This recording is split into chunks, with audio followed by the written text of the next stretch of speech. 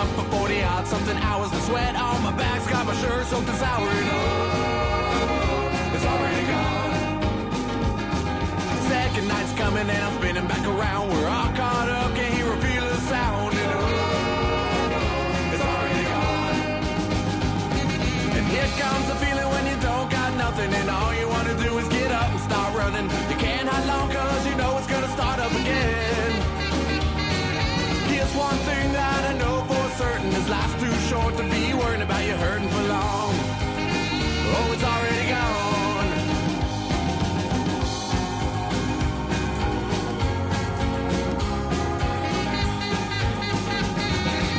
But money's not something that's free. Since the roll of the dice never rolls back to me.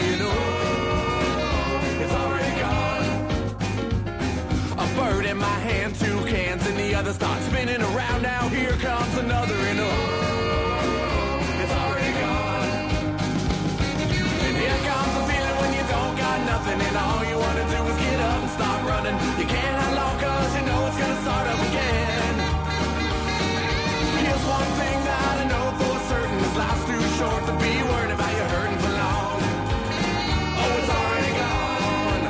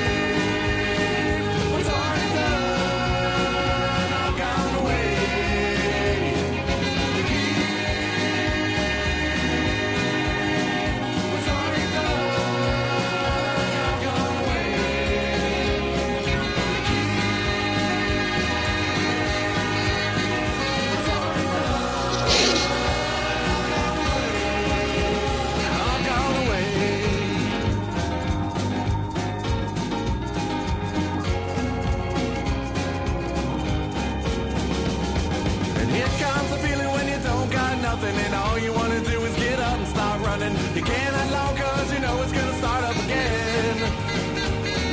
Here's one thing that I know for certain, this life's too short to be worried about you hurting for long. Whoa, it's already gone. Already gone. It's already gone. Go.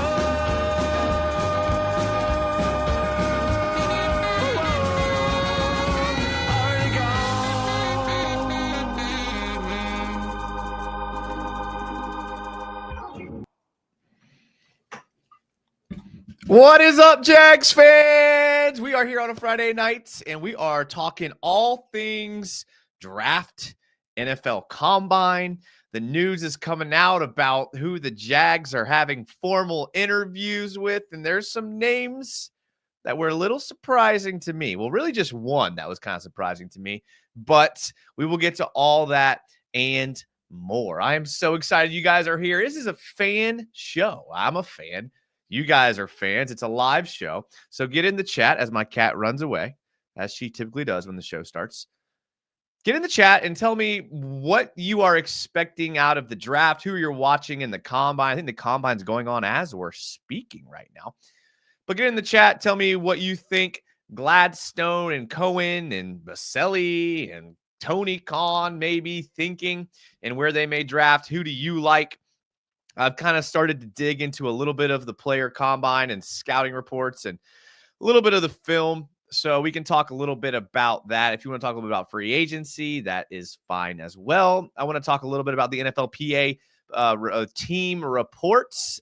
We talked a little bit about it on Club Jaguar, which is Wednesday nights on UCF Jaguars channel. So go back and check that out if you have not seen it yet.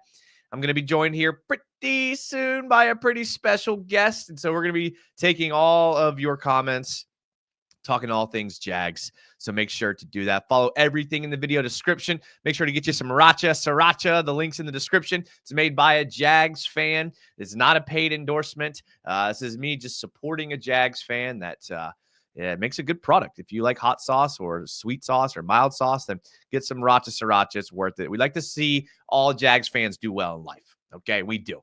So get in there and support, especially if you like hot sauce. And again, I would only pump something that I am a personal fan of and someone that also consumes the product.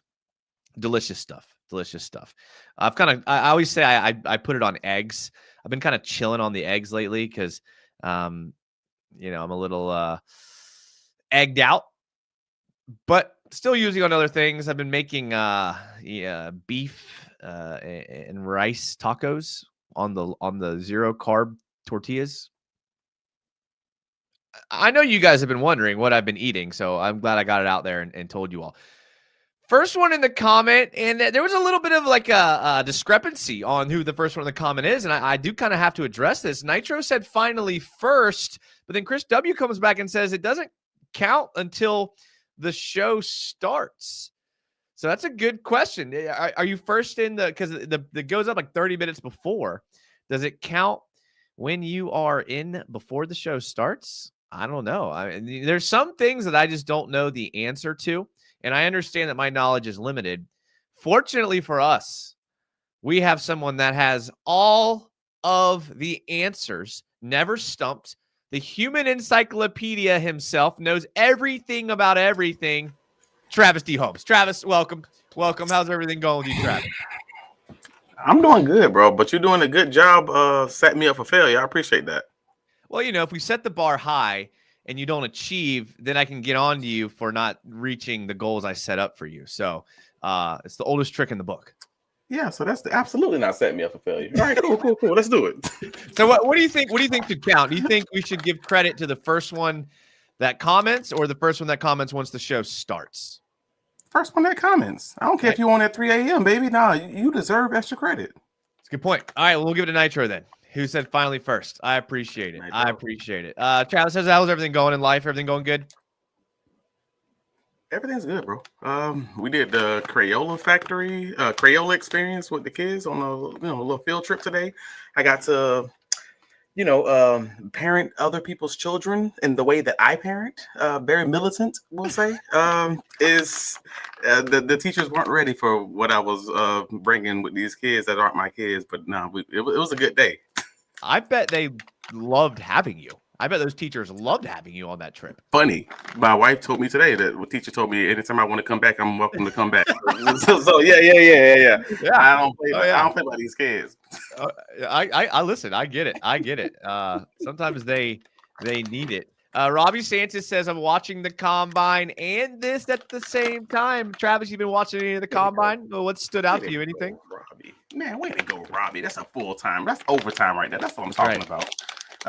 Not as much, honestly. I don't really watch the combine historically. Like I stay abreast of what's going on with the measurements and everything else, but I'm not actually physically watching. I watch the highlights when the fastest people or I don't got to see it. It's like watching all NFL games because you're playing fantasy football. Now I don't need to do all that. Just give me the highlights and give me my team. I'm good.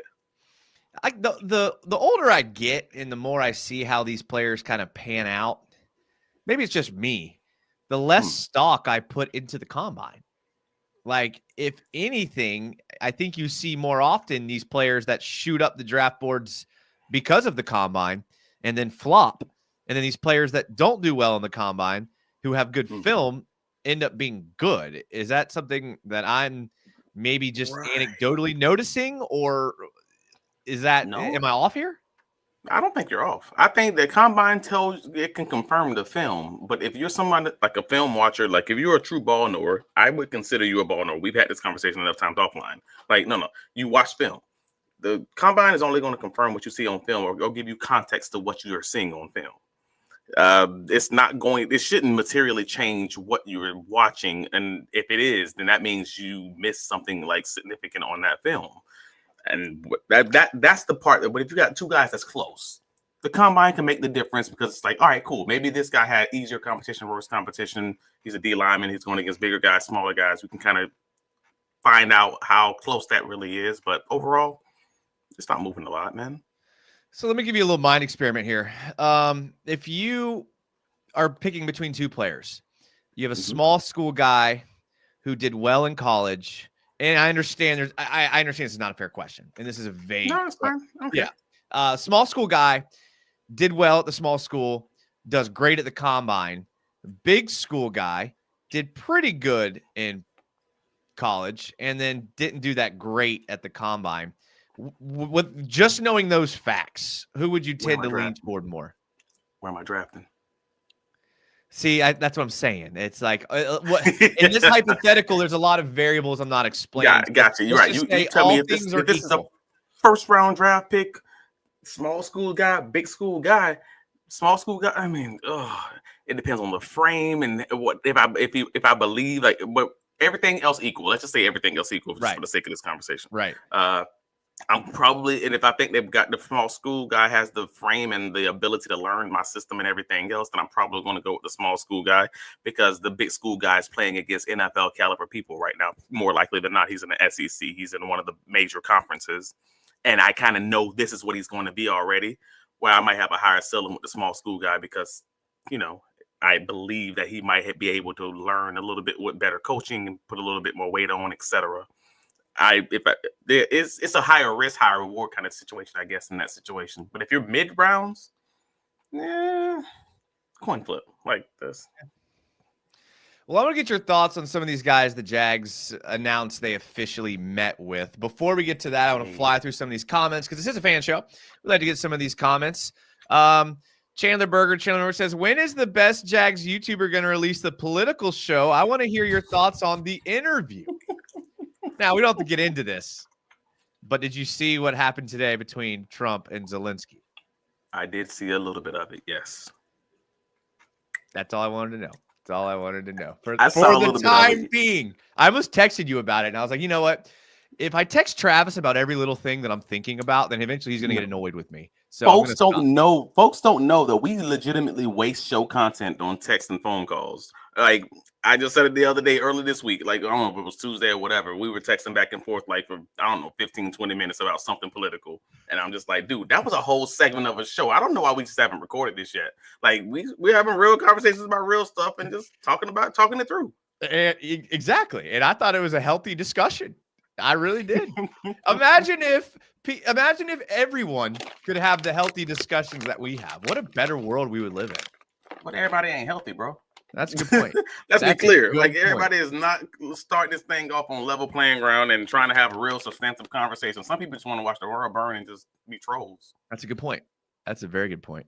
I got that one already. Cam Boysvert channel member says big hype for the draft.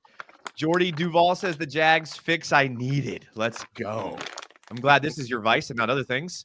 Robert Atzert says, let's go. What are these kids eating nowadays? They're freaks at the combine. That's a good point. Yeah. Chicken. Kyle says, yo. Sean Short says, any tips for someone who wants to start a Jaguars YouTube channel? Travis, I'll let you go first on this one. Start, man. I mean, the main tip is to start. Just start putting your thoughts down, whether they're on paper, whether they're on the podcast, whether they're on audio, whatever. Start. You can't make the corrections. You can't try to make it big. You can't do anything until you just get started. That's the biggest thing. I wanted to do mine for 2 years and didn't. And then I was pissed that I waited that time. Yeah, man, you just got to keep doing it. I think that's a good. I think that's great advice. It's like just do it. And a lot of people, because I have people ask me this, not all the time, but occasionally. And I tell them the same thing is a lot of times people get so wrapped up in the pre-planning and the who they want to be, what kind of show they want to be. And all of that can be good. I would definitely recommend, if there's one thing that I would recommend, kind of making sure you're ready for, it's making sure your audio quality is good. So whatever that looks like, by no means should that limit you if you can't do that. But I have noticed, and I asked the same question to people who are successful outside of sports and Jags podcasts and YouTube, and they all kind of told me that, like, if you lack the audio quality, like a good microphone, then it's going to be harder to grasp listeners, which may or may not be true, but that is what I did. That's fair. But then, like what Travis said, is like, just get going. I started as a podcast with 3 buddies, and I was like the 4th guy that was invited on the podcast. They had planned the whole thing and brought me on because they thought I would be helpful. And all 3 of them ended up quitting at some point, and it turned into me starting my own Jaguars YouTube. So, like, how you start may not be what you finish as.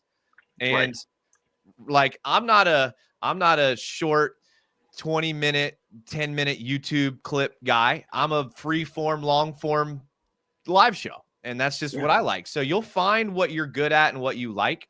But yeah, just start. And Sean, anything, I can't speak for Travis, but anything I can do to help you or anything like that, you can DM me on any of the socials, and I'd be happy. You can speak for me. Okay. I literally, I could.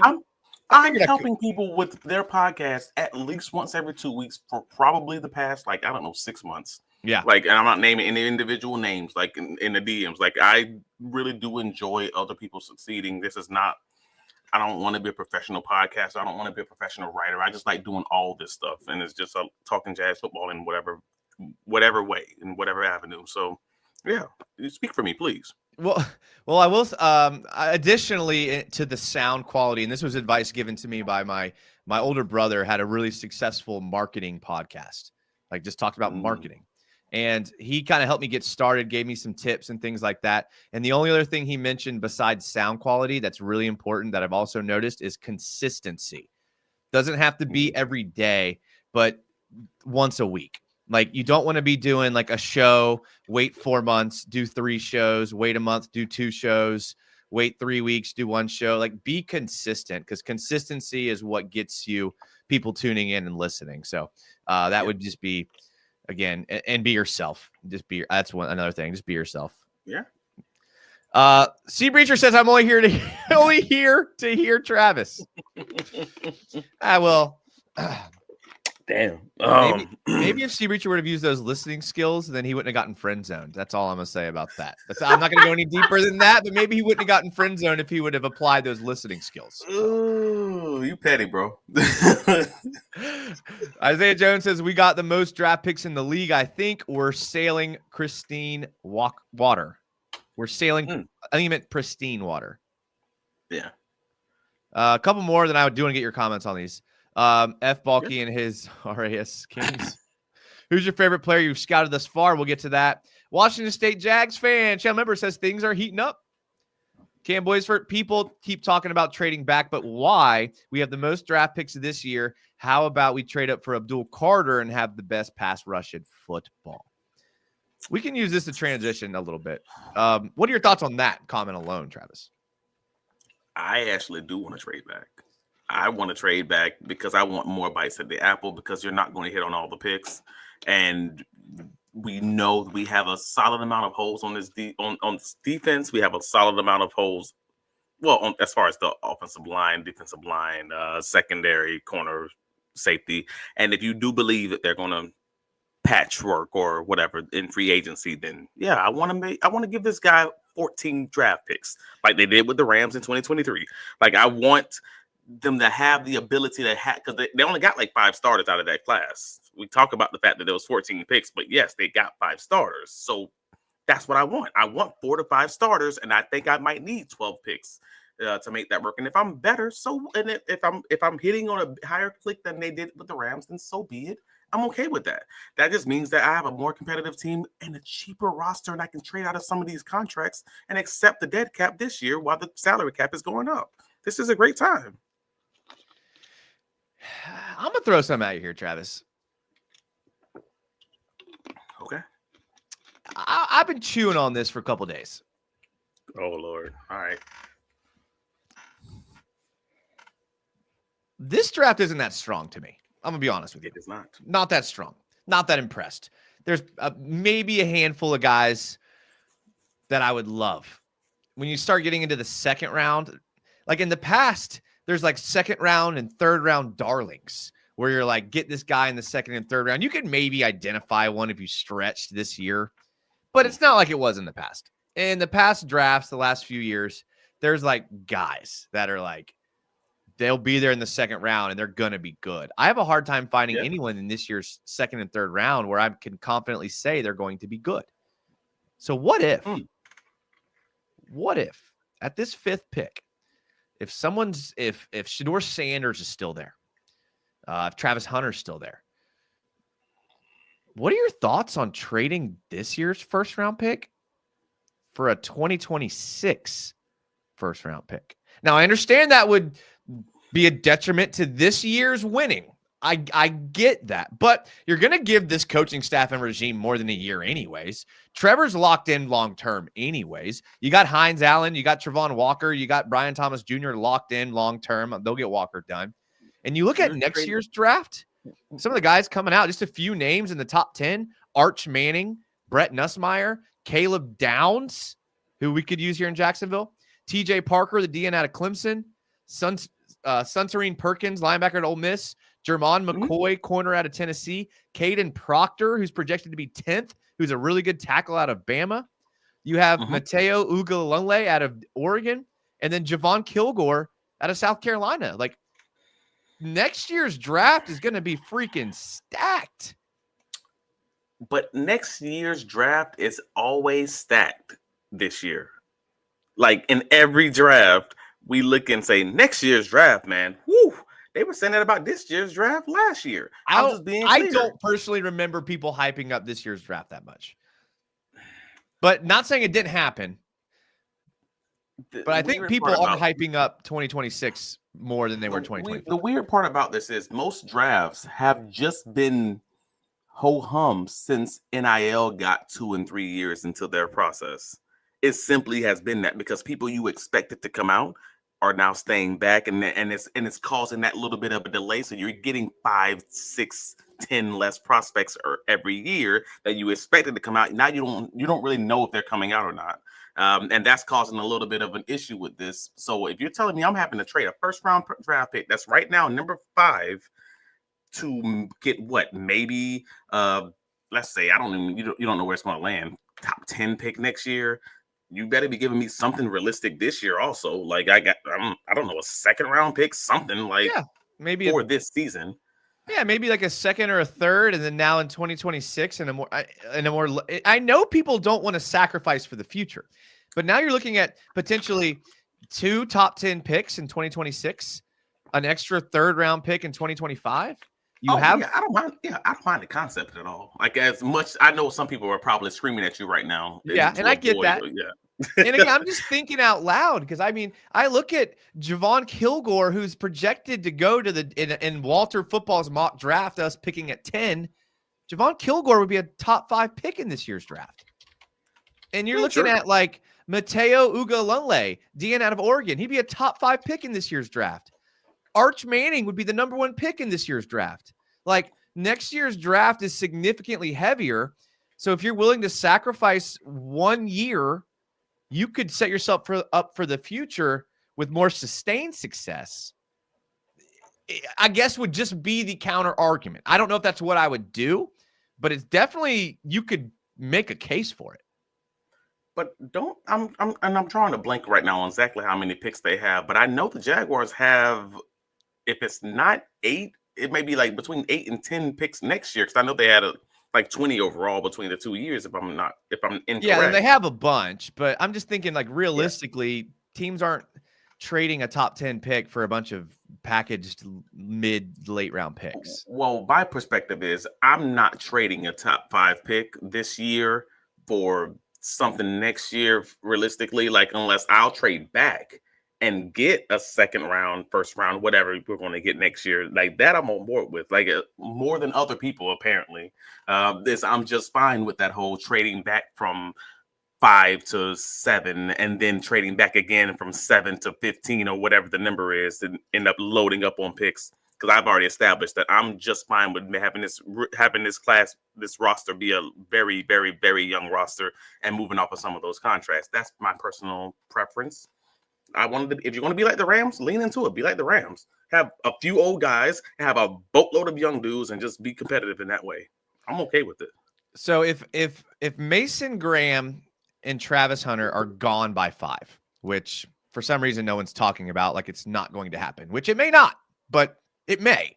If Mason Graham and Travis Hunter are both gone by the time the Jags are picking, and you trade back to the teens, who in the teens do you think is going to step in and be like a difference maker?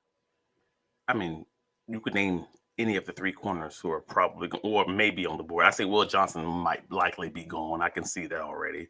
But yeah, whether it's Siobhan Revel, you got Benjamin Morrison. I'm on board with those guys. Like again, Benjamin Morrison would have been a top 10 pick, at least top 12 pick if he didn't have his injury. I'm on board with that. We already have a hole at cornerback. Cool. If that's not the case, you also have Nick Imamori, safety from South Carolina. That's starting around that 20 range. Again, we have a hole in the secondary. I'm a DB guy. I'm leaning. If you're going to trade back, you're probably going defense or you're going offensive line. Cool.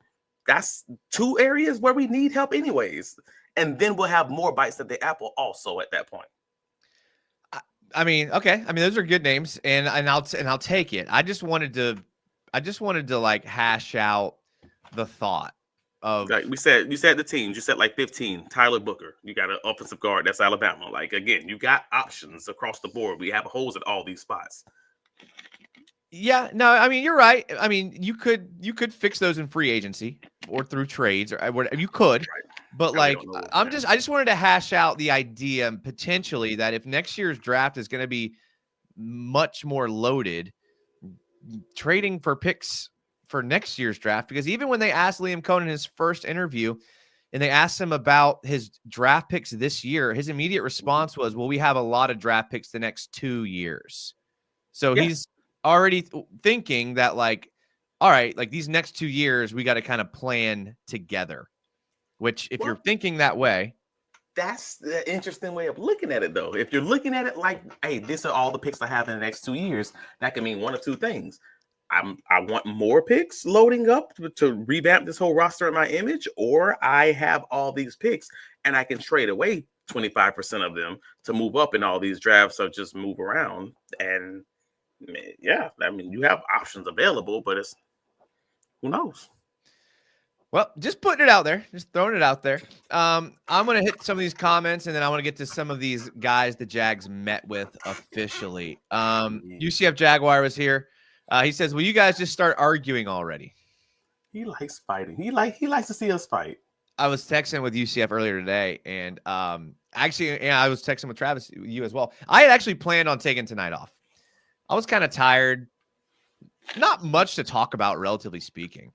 I'm going to Publix to get dinner just because I have no food in my house because I worked a lot and I don't grocery shop.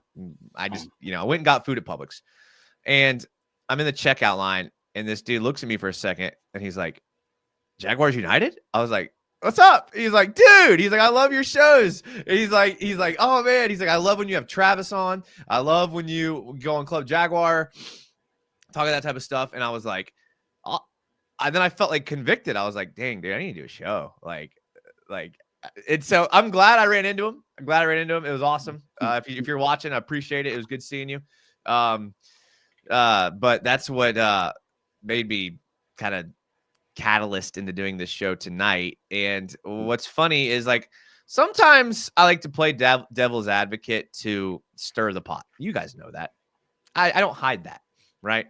But a lot of times with Travis and me, it's all organic. And I just want to see because Travis is really good about presenting a counter argument and critically thinking. And I love conversing with those people. So I'm sure we'll argue about something soon. Thank you. Here comes the argument. Yes, UCF, glad you're here. Appreciate it. Jacob says, I don't think there's any player worth trading up for. The Jags might not be able to trade back. So if a quarterback's there, that's probably an easy trade, right?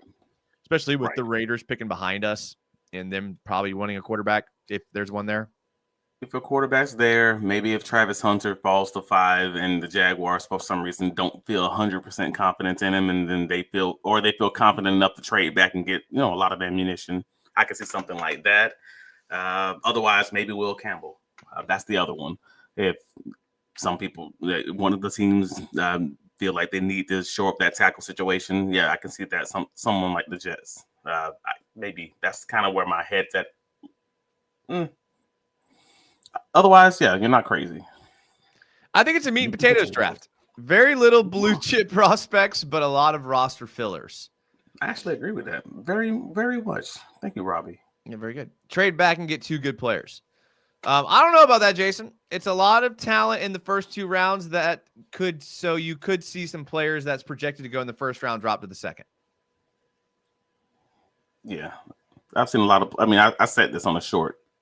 I said this on our Duval Dive episode a week and a half ago. The Travis Hunter, Ashton Genty conversation that became an argument. Definitely check that out on the Duval Dive. But I put it into a short just earlier today that everyone's saying that there's basically 12 to, let's say, 17 true first round prospects in this draft, which only includes 1 quarterback realistically. But nevertheless, you're going to have 32 guys to go in the first round, but these are historically second round guys from that 15 to like 45 range. These are pretty religiously second round guys, and that's just a big clump of them. So you might get a great guy at 15 and a comparable guy at 40. And they may just be right there. So I actually feel pretty confident about that trade up from the second round. If you can trade back from the first round, then that's just great. You just get more bites at that apple with those same guys who people might be arguing for years that they're the same level player. This is why Jason isn't the GM. Bro wants to trade away a top 5 pick for a pick that could be in the 20s. Clown town shit. I was wondering why I wasn't GM. I couldn't put my finger on it, I couldn't put they're hiring a dude younger than me, Yeah, I'm about to say you're the same age. I thinking like, man, why isn't that me? And I couldn't figure it out, but I didn't even get an interview. So maybe Sea Breacher's on to something there. That's a good point, Sea Breacher. I got to admit. You need better advanced data, bro. That's it. That's all it is. No trade back. I'd rather take the best available player at 5 that can help us.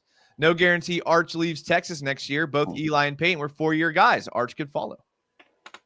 Topa says players like Revel Jr., Barron, Malachi Starks, Emeka, I like him actually a lot, could actually drop to the second round. I don't think Emeka, was it Abuka from Ohio State?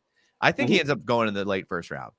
I know a lot of people want him to fall to the second, but I think he's got too much raw talent to fall to the second round. But if he is in the second round, that'd be a steal for whoever gets him in the second round. Yeah. I'd rather trade up so those bites of the apple are more likely to help us. So you want the new regime to sacrifice their first year.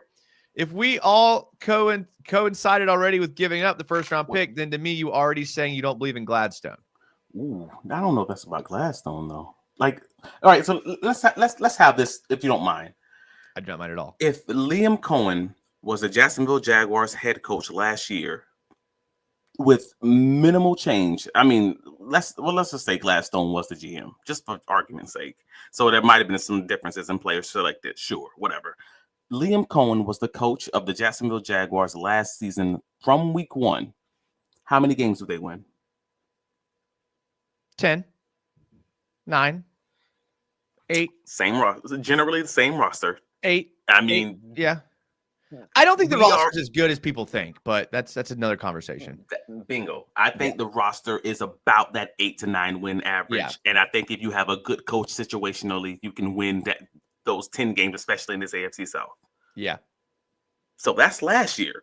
So I'm not saying to give up on the first round or anything along those lines. I'm not going crazy like draft straight away your first round pick for a first round pick next year. But I'm just saying, just last season's roster with no changes, we're talking about a 9 to 10 win team. Realistically, if you truly believe in Liam Cohen, this has nothing to do with Gladstone even. I think they'll be fine plugging some of those holes and just changing those schemes. And yes, I don't think they're going to have a 32nd ranked defense. I pray that's not the case. If it is, Lord, it's going to be a long season. But I don't think that's going to be the case. So I believe in the changes that they've made. And also, I believe that the coaching was so bad last season that it kind of just having an average coach is going to get you to that middle 500 range just on its own. Yeah, I agree with that. But you got to remember all the other teams are getting better as well. So, it's not that I don't think trading a first round pick would mean I don't believe in Gladstone. I would think that if you trade a first this year for a first next year, that's actually believing in Gladstone more. Like trusting that Gladstone saying, can. I don't believe in the draft. I don't believe in this draft. Yeah, exactly. And like I think I try. And remember, we can look back to the Lions. The Lions are kind of on a similar trajectory as the Jags, and the Lions were terrible their first year under Dan Campbell. So I mean, seeing like a bad first year with Liam Cohen, but like signs of life, I'm okay with that. I don't know if Jags fans will be, but like, I know we talked about this already, but no, I think there's some people. There are going to be some Jags fans walking to the edge of that cliff. If they're not good in that first season, that's just is what it is. But you're not wrong. The Lions took that first season, and they had to get a new offensive coordinator too. I mean, that's how they got Ben Johnson in the first place. So, but if the Jaguars are good, if the Jaguars are good, it's that soda, man. Offensively, and they just think defensively and have to get the right guys in. I think people would understand that. Give me an exciting losing team, and they'll probably be fine. Yeah, because if they take Mason Graham at 5, like everyone is projecting, you're not really adding much to this offense in the first round at all to help Liam Cohen. And if you so now you're adding a second round guy to help Liam Cohen's offense, and you may be losing Kirk or Ingram and Sheriff. So I mean, obviously there's free agency, but yeah, I don't mind it at all. Let's take a look at some of these guys they had official meetings with. For what we know of so far, Travis Hunter, Tet McMillan, Jordan James, running back out of Oregon, and an interesting name that came up today with an official visit with the Jags, quarterback Quinn Ewers. Did that raise any flags for you, Travis, when they not only met with Quinn Ewers, but put him on the whiteboard and tested his football IQ? I mean, they do have an opening, a realistic. I mean, I know they have. Who was it? They signed for the futures contract as the backup quarterback right now. Nevertheless, we have someone as signed as the backup quarterback, but realistically, they're going to bring in one, if not two, quarterbacks this offseason to be the backup quarterback. So Quinn Ewers is a solid option to bring in. There are other, options that you might want to bring in a little bit deeper in the class, but nevertheless, yeah, I don't think that didn't raise any flags for me. That was just like, all right, yeah, he has the arm talent. He has some questions that need to be answered, and even if they're not getting him right now, they are just doing their homework for maybe future down the line. They'll have this 3, 4, 5 years down the line. I mean, they also met with what was it? The Stewart, Shamir Stewart, right? Am I off on that one? Those are the ones I saw. They probably met with more. Those were the ones that I saw. But I don't know. It's interesting to me. Like it's one. I mean, they're meeting with quarterbacks like officially. And it's not like they're meeting with. It's not like this is a slappy quarterback. This is a guy that's going to go in the first 3 rounds, probably. Yeah. So you gotta open in that backup quarterback, and you have a quarterback who's ended the last 2 seasons injured. Yeah. I don't think that's an knock to Trevor Lawrence, whose contract hasn't even started yet. That's just saying, hey, bro, you've been injured. We got to make sure this thing ain't gonna fall off the rails and have Matt McCordell Jones back out here running this offense for the last 7 weeks or whatever it was. Like, I'm okay with that thought process. Even if it's a third round pick, it's fine. So obviously their due diligence with Travis Hunter, Mason Graham. Obviously you got to meet with all those guys. That's not surprising. Yeah. But a meeting with Tet McMillan, that one kind of stood out to me because I don't feel like Tet McMillan's a guy they'll take at 5. But I do think Tet McMillan is a guy they could potentially trade that 5th pick back to about 7, 8, 9, 10, 11, 12, and Tet McMillan be there. So do you see that as a more realistic situation than taking him at 5? Oh, absolutely. I mean, I think that's one of the ones. And this has been the one I've been arguing over since draft season started, just because I think, yes, he is absolutely a trade back candidate. I just don't know. There's something I can't put my finger on exactly what it is about his game that I don't love. And I'm being honest about this. I mean, I'm acknowledging my bias. If he or his people are listening, it's no personal offense. I'm just looking at the tape and I'm just like, I don't see what's so special about this. It just feels very boom or bust, and I don't get it. So at 5, it's too rich for my blood. But if you're talking about 10, 12, 15, maybe, it seems reasonable at least. Is it the fact that you can't pronounce his first name? Does that have anything to do with your uneasiness toward him? Not at all. Not at all. Just watching the film, I'm just like, no, if you put him in the 2024 class, 2020, sorry, if you put him in the 2024 draft class with those receivers, for instance, what is he? 5th? Maybe 6th? That's rough to be talking about taking that person at 5. That's fair. And yes, that's kind of where I'm at. All right, let's hit a couple comments that I want to ask you about Jordan James, the running back, and I want to ask you about. Were you talking about South Carolina safety Nick Emanwari? Is that what you're talking about? Earlier, yeah. Yeah. Okay. All right. Sorry. Yeah, I do have that on my notes, but I do want to ask you about them, and then a couple of guys in the current NFL whose agents told them they can seek a trade, that the Jags have a position of need. I want to ask you about those guys as well. But before we get to that, Robert Atzert says Hunter beat small schools that sucked. I like this comment from Carthage. I think Jackson Dart might be a surprise pick in the first round. I could see a team being desperate enough to convince themselves to take him in the first round. I agree with you. You think so? Yeah, I do. I like Jackson Dart. I just like, whoa, first round. I think he's got that Baker Mayfield play style that teams kind of like now. He can get out of the pocket. He can extend plays. He's accurate. Prototypical college quarterback. Won't turn the ball over. Yeah, and everyone's using the spread offense now. So yeah, that makes sense. Just interesting to think about. Interior offensive line, both GM and coach have placed heavy emphasis on improving. Expect to draft here early. That's what I'm saying. Yeah, all bigs. If they're not if they ain't 300 pounds, don't bring them home. That's what my mama say. Yeah. Your mama liked you with the big girls. Is that what you're saying? That's what my imaginary mama would say. Yes. She's my ball-knowing imaginary mama. Trade back to 6th or 7th and get a second is more like it. I like it. Yeah, trade with the Jets. They seem to need a lot of things. So yeah, that sounds right to me. Emeka is a dog, but Gladstone is picking the players. How is it not about Gladstone? I disagree. And this is his first year to pick in the first round again. No way he gives it up. Unless they have a collaborative approach. And Liam Cohen and Tony Baselli vote him out. He gets a great offer that he cannot refuse. That's it. We are going to get Will Campbell. Will help Trevor in the first round.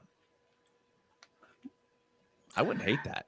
I shrug my shoulders. At the same time, it's funny because I said I need the most boring draft ever. Like, I'm the person that's pounding the table out of the media people that's like, no, I need the most boring draft. I need for people to not be happy about this draft because that means that they're probably doing it right. Like, I need all foundational defensive line, offensive line, maybe tight end, safety, cornerback. Cornerbacks that most fans aren't even watching because they're already projected to be drafted in the 20s. Like, that's what I need to piss people off, but also I'll be ecstatic because that means that I think they're doing it right. I personally think that that's what we need. I can't remember that tight end's name from Penn State. From Penn State? Tyler Warren? If we got him, bro, you could cut Ingram. He's around that 10 to 15 range? Yeah, if you could get him, dude, like Kyle Pitts, for people that didn't watch Kyle Pitts in college, I'm a Gator fan, so I watched every Kyle Pitts snap. That dude was an animal in college. That dude is a similar player. Like, the whole offense went through him. Like the entire offense went through him, and he like produced. I know this is pie in the sky and it's not going to happen, but if we could add this guy to the roster, the way Trevor depends on tight ends, man, that could be something. 6'6", 257. Yeah, so he's 10 pounds, same height, 10 pounds heavier than Kyle Pitts.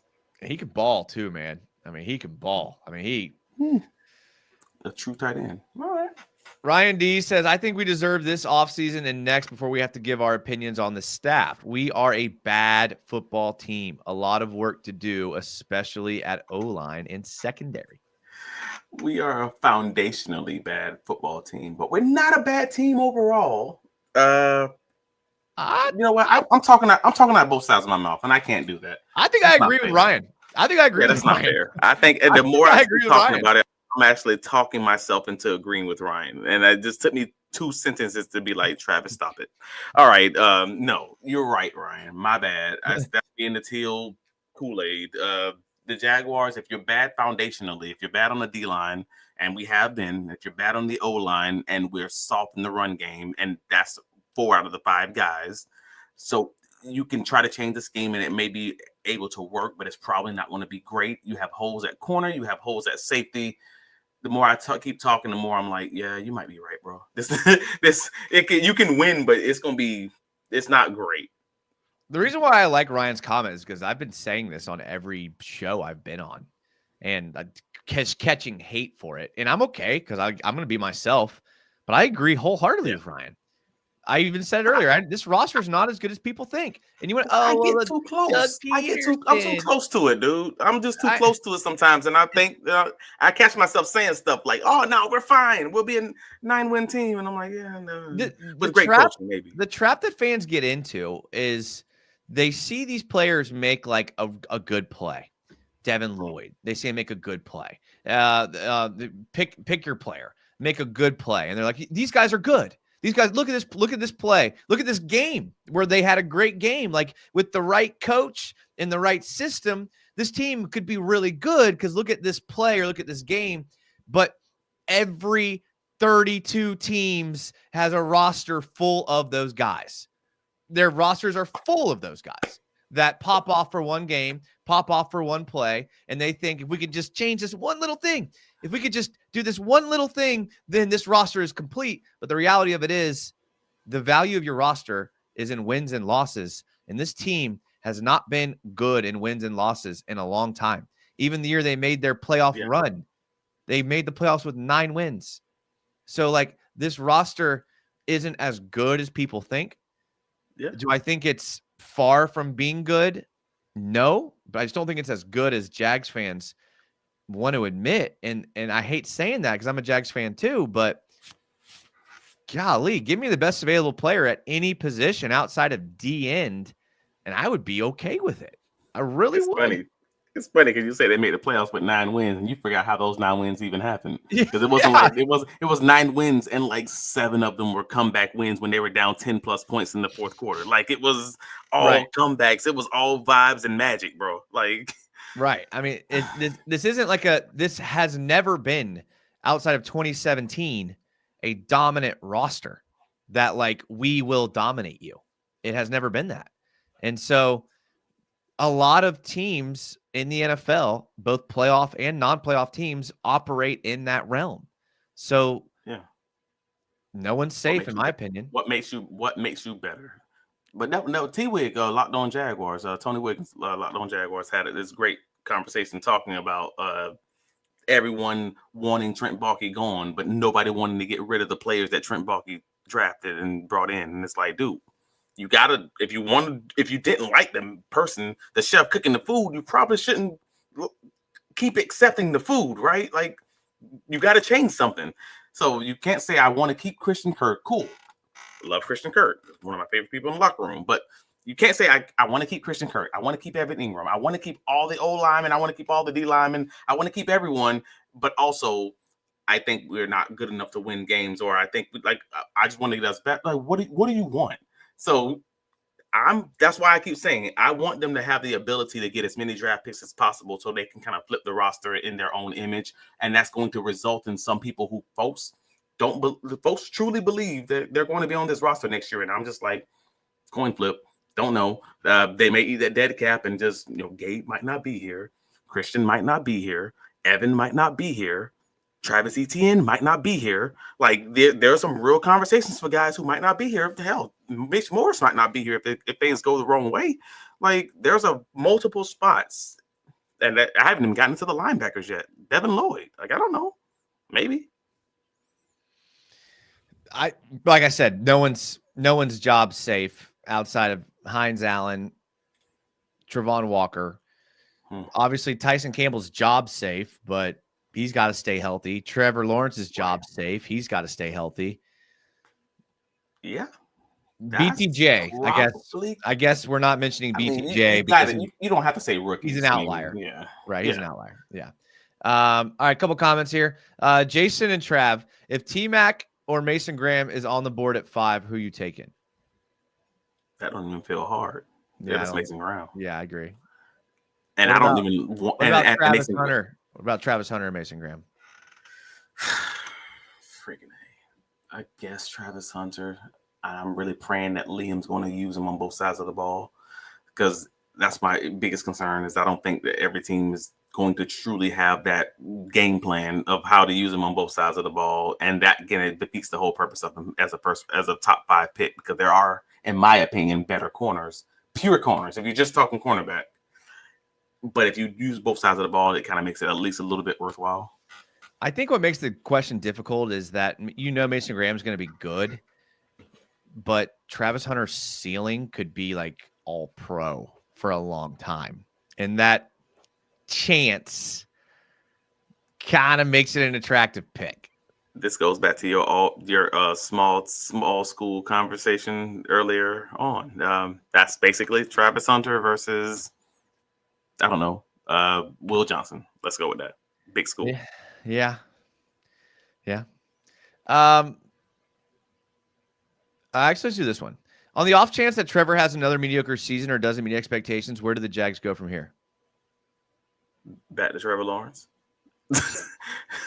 Contract just start next year, bro. Like, I mean, you can bring another guy in and try to mold him behind him and see what you can do there. Kirk Cousins is bad boy, but this is what it is, man. We on this train, and that thing ain't stopping. Or the trade rumors get louder?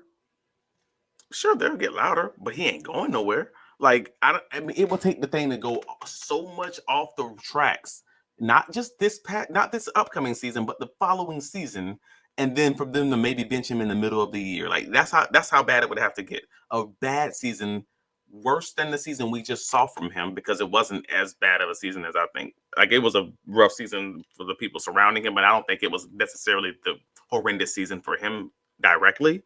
It would need to be worse than that, not just this coming year, but the year after that. And you'd have to have someone developing behind him or someone high brought in behind him, and then to be like, all right, we're going to bench you for a better person. Like, I just don't see it happening realistically, but it's possible. I don't see it happening either, and I don't want people to take this the wrong way, but I could see a scenario where Trevor Lawrence has a mediocre season and Liam Cohen's like, this is not my guy. I need my guy to run my system that'll do what I say. There's a universe, alternate universe where that happens. In 2026, yeah, I can see it. Not next year. We aren't bad. We're picking 5th. Brian, I already agree with you. Probably 30 seconds after you put that in the chat. Yes, man, we are absolutely bad in a lot of key areas. We have what do they call it? Critical errors, critical issues. Yeah, it's okay, because Arik Armstead's going to move over 3 feet to the right, and he's going to be an All-Pro again. So that's okay. That's okay. I mean, that could make a difference, but Jonathan Burhan says 47 minutes late. His heart's broken. It's okay. All these videos go back up on VOD, and so you can rewatch it in all of its glory. Travis joined pretty early, so you won't have to listen to me talk, which is always a bonus. Doug P works wonders with tight ends. Trade back if drafting O-line first. None are worth a top 10 pick. We shouldn't pick for need. That's what free agency is for. Best player available. You can't go wrong. I like that. I like that strat, Mr. Know-It-All. I mean, everybody says best player available, but then they still pick best player available that happens to fit the need that they have. Right, because, I mean, if the best – I mean, that's the thing. I mean, I don't want to get into this. I don't. We'll do another day. I'm just saying Abdul Carter is the best player in the draft, and we have no need at DN. Yes. But, like – yes. He won't be there. But, like, if you were a Jaguars team and Abdul Carter's there and he's the best player available, do you take Abdul Carter? Take him. I agree. Take him. And we'll give him 50% of the snaps, and we'll have Eric Armstead rotating at 40% of the snaps, and we'll just figure it out like between all those guys. Sorry, I said Eric Armstead. I need Hines Allen, I don't know, 75% of snaps. I need Walker 75% of snaps. I'll give Abdul Carter, rotating at defensive tackle on passing downs and giving them breathers on the edge, and we'll just figure it out. Give me a free agent defensive tackle. I don't know. Like, if he's on the board, you got to figure it out. You got to take that guy and figure it out and let your new defensive coordinator have a few chess pieces and just see what happens. I agree. I think that'd be great. I agree. You can't be dominant physical team without guys who are dominant and physical. This goes back to 2024 with Doug Peterson and Trent. We're saying we need to get more dominant. We need to get more physical in the offseason, and then never brought in dominant physical people. And I was just like, oh, well, does that mean you think they can get more physical? Yeah, we got to get more dominant and physical. Yeah, but that's the people you brought in. So obviously, yeah, thank you. I'm so happy we got a new GM, bro. This is a great time. Me too. Run the ball, stop the run, big nasties. Let's go, Robert. Couldn't and can't score in the first quarter. That's been our crux for 3 seasons. Can't get down the field, but there is something that we fundamentally do to not get points in the red zone. I mean, I believe the Buccaneers were also bad at scoring in the first quarter.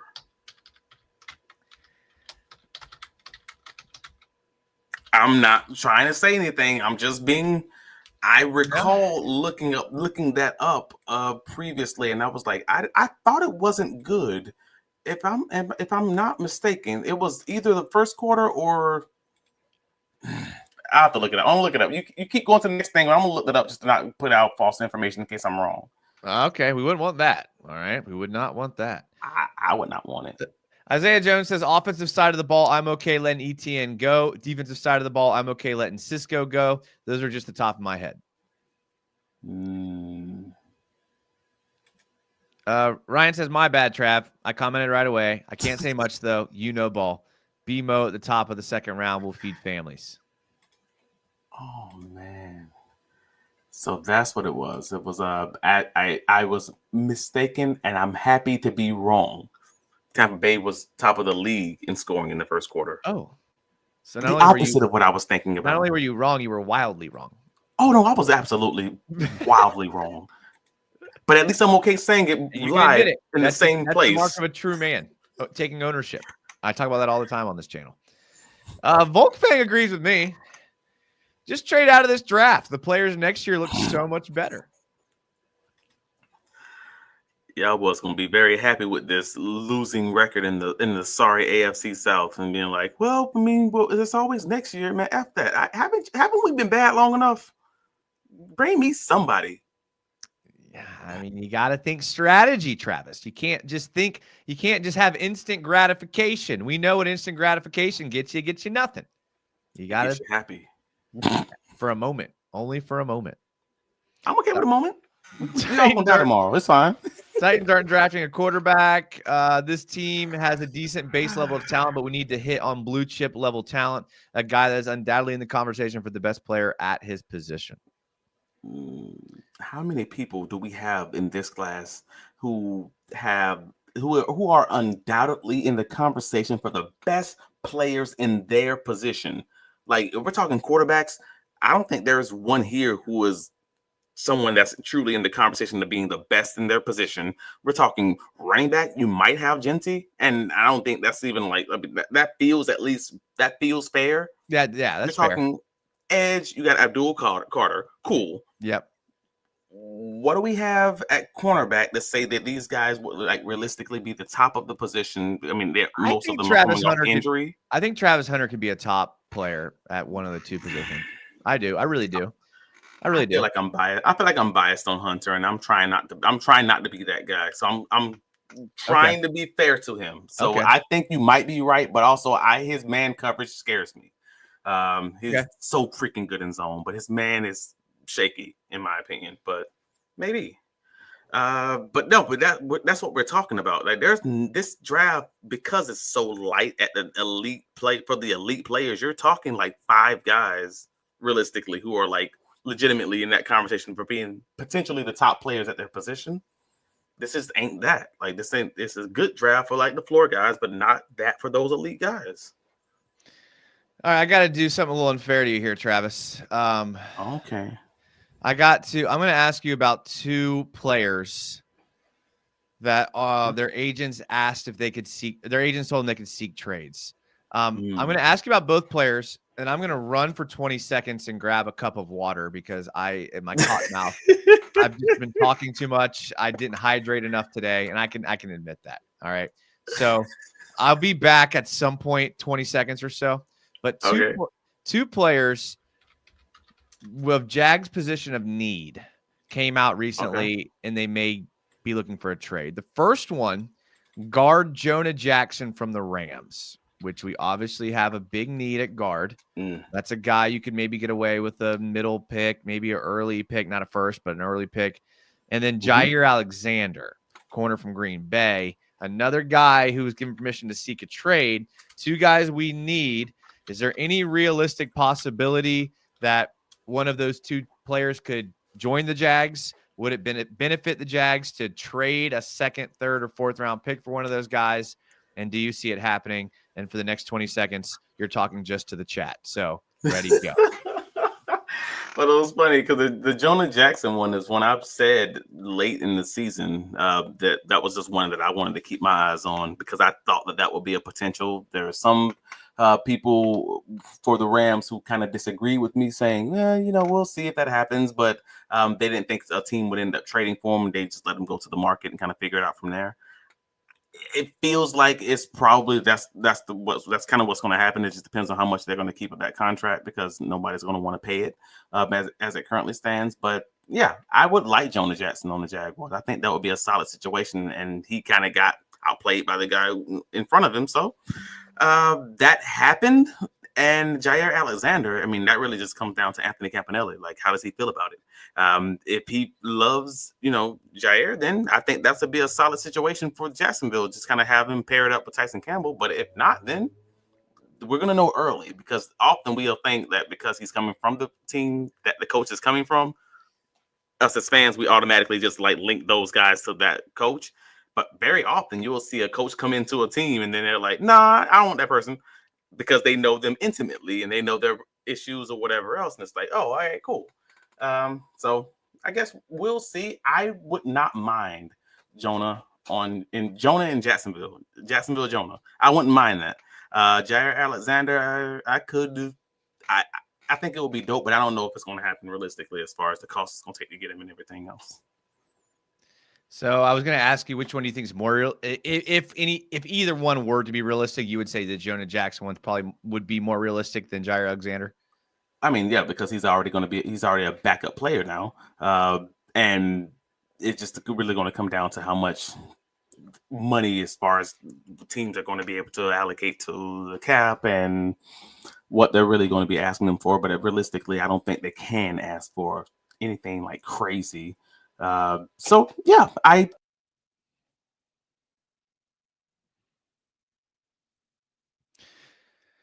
would love both of them because then. Okay. Sorry, I thought you were done, but no. Oh, okay. You sure? We're good. You sure? I thought I saw you talking about Zelensky there for a second, but maybe I just was reading your lips or something. Maybe I couldn't see it correctly. I would love both of them because then we don't have to draft those positions high. That would solve big issue on the O-line. It would solve a big issue at corner. the Rams are known for trading draft picks for players. These guys are Rams guys. With the salary cap increasing, so you have a little bit of extra money to play with. Just something to think about. I don't disagree. Any thoughts on I do want to wrap it up here soon. Any thoughts on Oregon running back Jordan James having an interview with the Jags?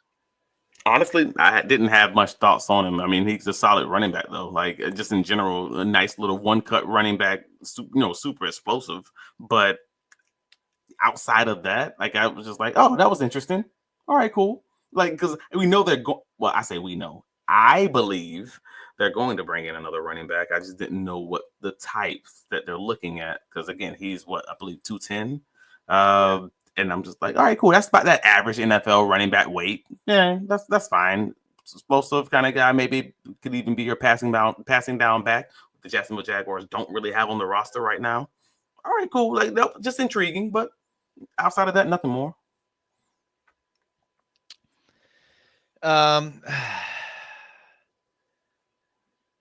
Yeah, I mean, what's wrong?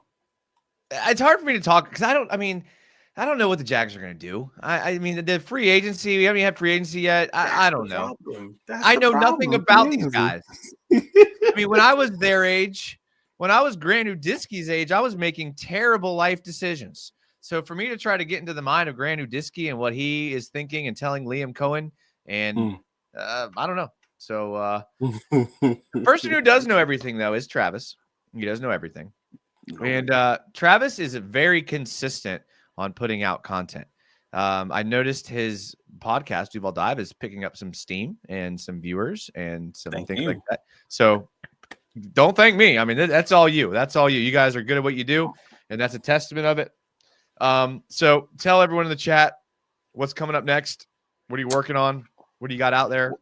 Give it all. Well, we just had Toriano Knows Ball from ESPN 690 Jax on this past week, talking about the Jacksonville Jaguars roster, the holes on the roster. How might James Gladstone decide to kind of plug some of those holes? Take a look at that.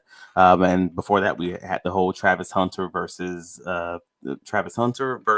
Ashton Genty conversation about those guys landing in Duval. So yeah, take a look at the channel, but more importantly, like and subscribe. Help us out.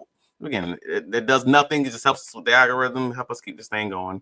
BigCatCountry.com will be any breaking news. We kind of cover that. We cover anything discussing the press conferences or the presser availabilities, combine coverage, etc. All of it. If you know BigCatCountry.com, come on, man. Favorite that Gus Lowe just put out some, I guess his takeaways or observations from James Gladstone that I thought was pretty dope. So if you haven't seen that, take a look at that. It was just kind of like, hey, these are the James Gladstone didn't say a lot, but these out of the things he did say, these are some interesting takeaways. And I was like, oh yeah, this is kind of dope. So again, take a look at that, BigCatCountry.com. Otherwise, man, we're gonna keep putting out this content for you guys and just kind of keep this thing rolling along, bro. But as always, thank you for having me, man. Absolutely. I mean, I guess I say it tongue in cheek when we're live, but I can't back Travis up enough. I mean, his stuff is awesome. His stuff is great. I love consuming his content. Make sure you do it. All of his stuff's in the video description. Pause. It's good stuff. Pause. So make sure. I love consuming his content. That just sounds wrong, bro. Okay, I don't know where your mind is. Mine's not in the gutter, Travis. All right. I know how to show love to fellow people. Okay. All right. Well, thank you guys for being here. I appreciate it. I think I might jump on. I go on Twitch, not very often, but I did last night, and I think I might tonight because I'm kind of, feeling a little frisky tonight. So I'll be on my Twitch is below. You can check that out. Make sure to follow everything on Travis's socials and all that. He is constantly on his socials, which I appreciate. I do love that. Thank you, Travis, for being here. Thank you to everyone that was in the chat. Thank you to the channel members. I'll see you guys soon. Don't know when. One of these days I will take some time off. One of these days. So I don't know when. And one of these days we would do that podcast. we're about to talk about that off air. All right, we're about to talk about that off air. All right. Thank you to everyone that was here. Appreciate you guys. I love you guys. Make good decisions this weekend, and I'll see you guys soon. Until then, as always, go Jags.